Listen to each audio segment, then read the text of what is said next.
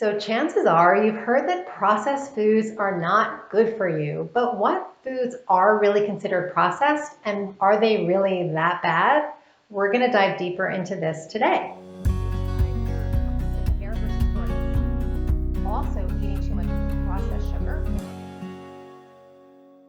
So I'm Jane and I'm here with Stephanie and we're the Nourishing Gurus and we help women over 50 stop yo-yo dieting in a healthy, sustainable way and just feel good in their bodies again. And honestly, it's almost impossible to talk about aging well and feeling good in our bodies without discussing processed foods. So first of all, what do we even mean by processed? And Stephanie and I were talking about this and we decided that there are different degrees of processed foods. So first of all, there are minimally processed foods like a nut butter, like peanut butter or almond butter, or frozen broccoli or frozen green beans, where they basically take a whole food and they just cut it up or grind it up and put it in a package. Then there are moderately processed foods that are made in a factory but have pretty decent ingredients, we would say. And that we refer to as healthy convenience. So an example of this would be like an RX bar or one of our favorite tortillas, Siete tortillas. Then there are ultra processed foods, which is what we're going to be addressing today. So these are foods that have been compromised by the addition of things like hormones, pesticides, additives, artificial colors, and artificial sweeteners. It could be preservatives, unnatural genetic materials, or other chemicals or heat treatments that actually alter or destroy the natural, healthy fatty acids, enzymes, vitamins, and minerals of a whole fresh food. So while it's tough to sum up all the reasons to limit processed foods, we're going to share 6 of the most important reasons today. And stay until the end because we're going to share what some of these processed foods are, where you can find them. And many women eat these foods without realizing how processed and damaging that they actually are to their bodies. All right, the main goal of this type of food processing is to lengthen the shelf life of foods so that larger amounts can be sold over time, and they are often using less expensive ingredients to increase their profit margin. Oh, and another goal is to get you addicted to these foods so you want to eat more and more of them, but more of that in a minute. So are processed foods convenient? Big yes. We totally get it. It's so tempting with our busy lifestyles to just eat these foods that tend to be much more easier. But are they a problem for our health? Unfortunately, the answer is also a big yes on that. So let's start with number 1, and it's a big one: health issues. So chemicals in processed foods may promote early insulin resistance and type 2 diabetes. In addition, processed foods can lead to inflammation throughout the body and brain, which may contribute to joint problems, heart disease, digestive issues, cancer, and even mood disorders, including anxiety or depression. So we can tell you that, especially as a woman over 50, these are things you do not want to mess with. So we want to share this picture. Look at these 2 cells. So on the left, there's an unhealthy cell where the nutrients cannot get in and waste cannot get out. However, on the right is a healthy cell, and this works much more efficiently because it can get all the nutrients in that it needs and it can get rid of the waste. And when a cell is healthy and working efficiently, we have more energy, less inflammation, a better functioning metabolism, less health issues, and we are sharing that with you to know just how important it is to make sure we limit these unhealthy ultra-processed foods and get in true nutrition. Next up is weight. Food companies have scientists whose main job is to create flavor combinations of salt, fat, and sugar, and they spend tons of money to figure out the addictive qualities of food.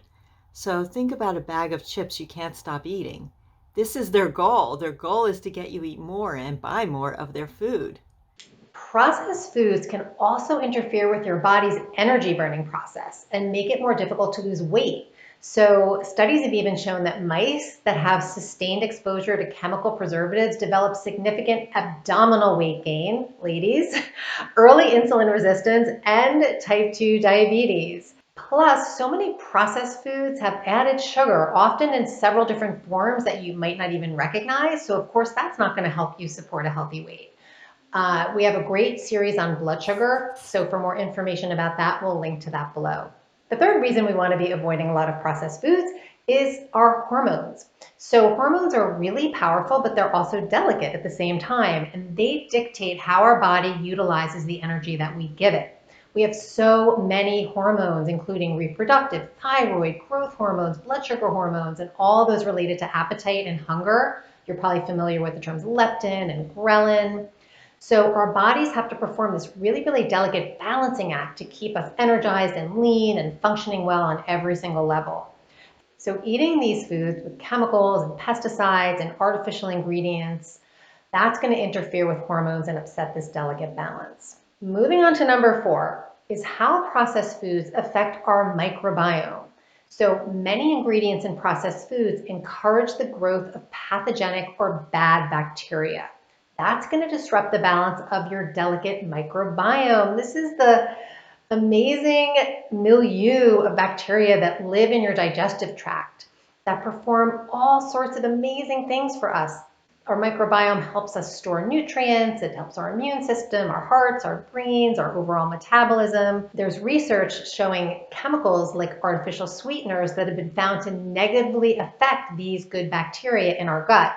We want to nurture our microbiome. We want to make sure it's as healthy as possible. So we want to avoid these kinds of things that are going to disrupt this balance. The 5th reason we are really wanting to limit or take out processed foods in the diet is lack of nutrition. So clearly, vitamin and mineral quality is going to be really, really diminished when a food is stripped of its basic nutrients. And even when they add them back, it's often of poor quality, and so they're not as well absorbed. And this includes fiber too. Fiber is often stripped from processed foods and then sometimes added back in another form, and it's just not as good for us. And listen, we're all in favor of whole food carbohydrates, but many of the processed foods contain ultra-processed carbohydrates, and this is really a big problem. They cause blood sugar spikes where we can get a big rush of blood sugar and then become hungry again really soon afterwards. So these are in things like cakes and muffins and cookies and white bread and white pasta. And it's really vital to limit these blood sugar ups and downs as we age. So again, we can link to our blood sugar video series below. All right, and the 6th and final reason, last but not least, is that they can alter our taste buds. So over time, our taste buds get more accustomed to the packed flavor and sweetness in many of these processed foods, and it makes the taste of real whole foods to be more bland.